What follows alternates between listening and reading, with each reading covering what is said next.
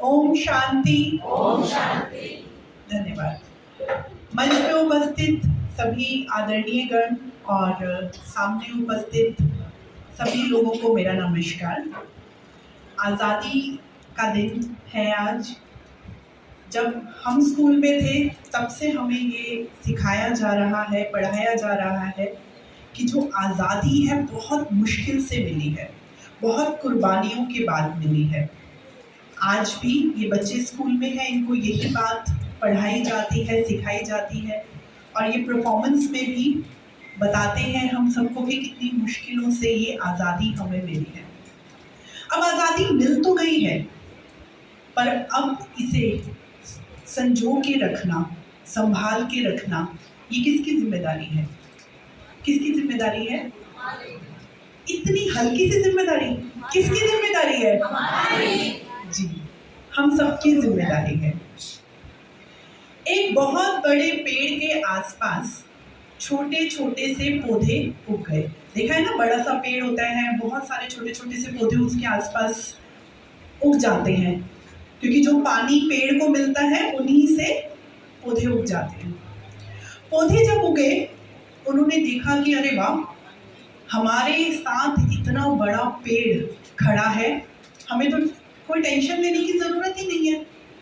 अब तो हम बड़े मजे से बड़े होंगे और बहुत जल्दी सूरज की किरणें हम पर सीधी पड़ेंगी। लेकिन हुआ क्या कि पौधे एक ऊंचाई पर आकर टूट जाते थे, फिर पौधे कोशिश करते थे, फिर एक ऊंचाई पर आकर टूट जाते थे। बार बार कोशिश करने के बाद भी वो चाह कर एक ऊंचाई से ऊंचा उठ नहीं पा रहे थे।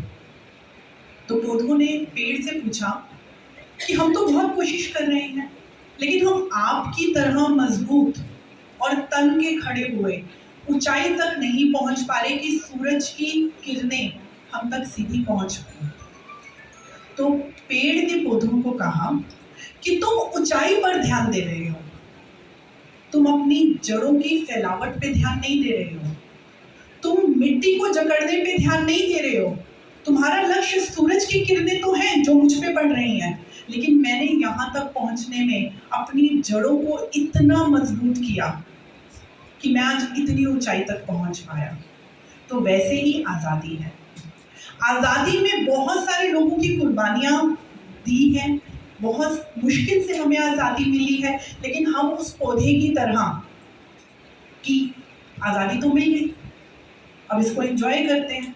नहीं, हमें भी अपनी जड़ों को मिट्टी में इतनी मजबूती से पकड़ना है कि कोई भी हमें आगे जाके हिला ना सके। और ये जड़ें क्या हैं? हमारे संस्कार, हमारी सहनशीलता।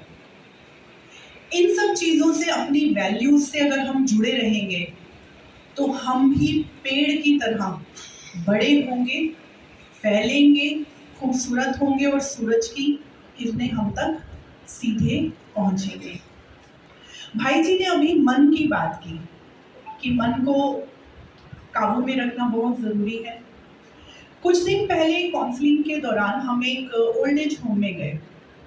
बहुत अच्छी काउंसलिंग चल रही थी, काफ़ी अच्छा 15 अगस्त का ही प्रोग्राम था, गाना भी हो रहा था, सब लोग अच्छे से एंजॉय भी कर रहे थे। लेकिन एक माता जी को मैंने देखा बहुत उदास बैठी थी। मैंने उनसे पूछा कि माता जी आप उदास क्यों बैठे हैं? तो बोली कि बेटा, हम लोग जब जवान थे तो मैंने अपने पति को बहुत समझाया कि सब कुछ बच्चों के नाम मत करो, अपने लिए भी कुछ रखो। उन्होंने मेरी एक नहीं सुनी और आज मैं यहाँ हूँ, ओल्ड एज होम में हूँ। तो मैंने कहा अच्छा माता जी, कितना वक्त हुआ आपको यहाँ आए? कहती इस नवंबर में मुझे 4 साल पूरे हो जाएंगे। मैंने कहा आपके 4 साल बहुत दुख भरे निकल रहे होंगे। कहती नहीं, बिल्कुल नहीं, मैं तो बहुत खुश हूँ यहाँ पे, मेरे साथी बहुत अच्छे हैं, हम सुबह सुबह भजन करते हैं, योगा करते हैं, एक दूसरे से बात करते हैं, मनपसंद खाना खाते हैं, खूब खुश हैं, सब मेरे जैसे हैं, मुझे तो मेरा सर्कल मिल गया। मैंने कहा फिर आपको दुख किस चीज़ का है? कहती वो बीते हुए कल का। ये मन जो है ना, या तो बीते हुए कल में अटका है या आने वाले कल में अटका है।